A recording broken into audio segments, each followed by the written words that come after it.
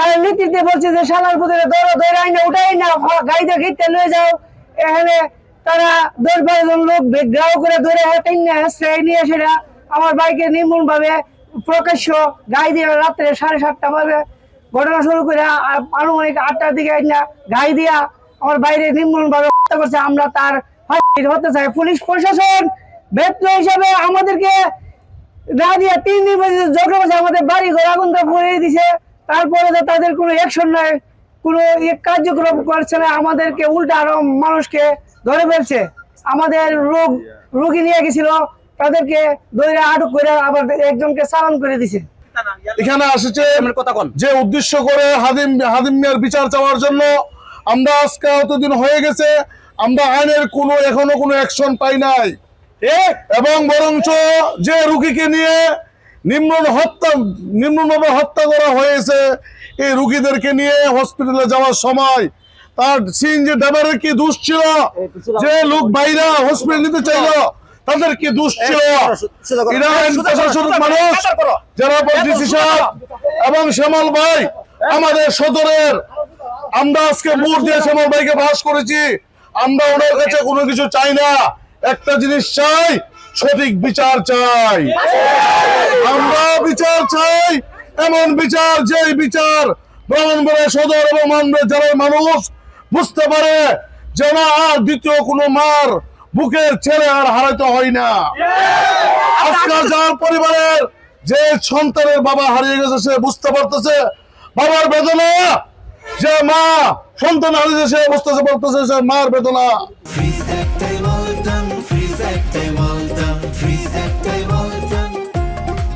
হত্যা করেছে কার ইন্ধনে? এই মামলাটা 3 দিন পরে সরাইল থানার ওসি 3 দিন পরে মামলা নেওয়া হয়েছে।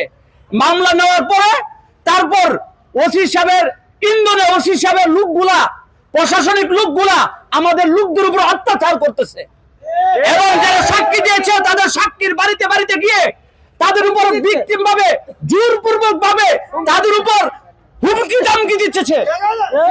হুমকি দামকি কার ইন্ধনে দিতেছে? আমি সরকারের কাছে আকুল আবেদন করব, প্রশাসনের কাছে আকুল আবেদন করব, ডিসি মহোদয়ের কাছে আকুল আবেদন করব যে অন্তপক্ষে এই হাদিম মিয়ার হত্যার, হাদিম মিয়াকে যারা কালীগঞ্জ বাজারে সূর্যকান্তির সন্ত্রাসীরা তাকে নির্মমভাবে হত্যা করেছে, আমি চাই ডিসি সাহেবের কাছে সুস্থ তদন্ত সাক্ষ্য পেয়ে যারা প্রশাসনিক লোক তাদের পক্ষে কাজ করতেছে, বরং আজকে আমাদের একটি লোক হারাইছে, উল্টা প্রশাসন তাদের পক্ষেই কাজ করতেছে।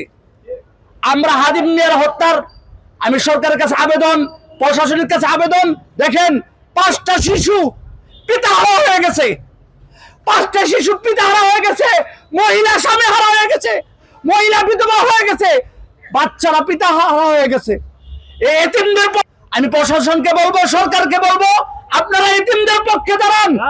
আর যারা এই এতিমদের মজলুমের পক্ষে না দাঁড়িয়ে যারা সন্ত্রাসীদের পক্ষে দাঁড়াতেছেন, আপনারা হাসর ময়দানে আল্লাহর কাছে জবাবদিহিতা করতে হবে।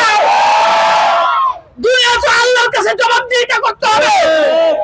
এই জন্য বলবো যারা এই সন্ত্রাসীদের পক্ষে থাকতেছেন, আল্লাহ একজন আছেন, আল্লাহ ছাড় দেন কিন্তু ছেড়ে দেন না, আল্লাহ ছাড় দেন ছেড়ে দেন না। এই হাদিম মিয়ার হত্যার যারা সন্ত্রাসীদের পক্ষে থাকবে, মনে রাখবেন আপনাকেও আল্লাহ এই দুনিয়াতে বিচার করে নেবেন। এই জন্য বলবো, আমি প্রশাসনকে বলবো, সবাইকে বলবো, আমরা ইদার হাদিম মিয়া হত্যার সুষ্ঠু তদন্ত সাক্ষ্যে বিচার চাই এবং আমাদের ব্যক্তিকে যারা হয়রানি করতেছে, আমি এই হয়রানি থেকে মুক্তি চাই। সরাইলের ওসি যিনি, উনি একতরফা কাজ করতেছে, আমি উনাকে বলবো সুস্থভাবে উনি জায়গা ভালো করে থাকার জন্য। আর আজকে আমরা যে উদ্দেশ্যের জন্য আমরা জেলা প্রশাসকের কাছে আজকে মানববন্ধন করতেছি, রহমানুর রহিম বিষয় সামনে সুস্থ তদন্ত, দোষীদের দ্রুত গ্রেফতার এবং ন্যায় বিচার নিশ্চিতকরণে প্রয়োজনীয় ব্যবস্থা গ্রহণের জন্য প্রার্থনা।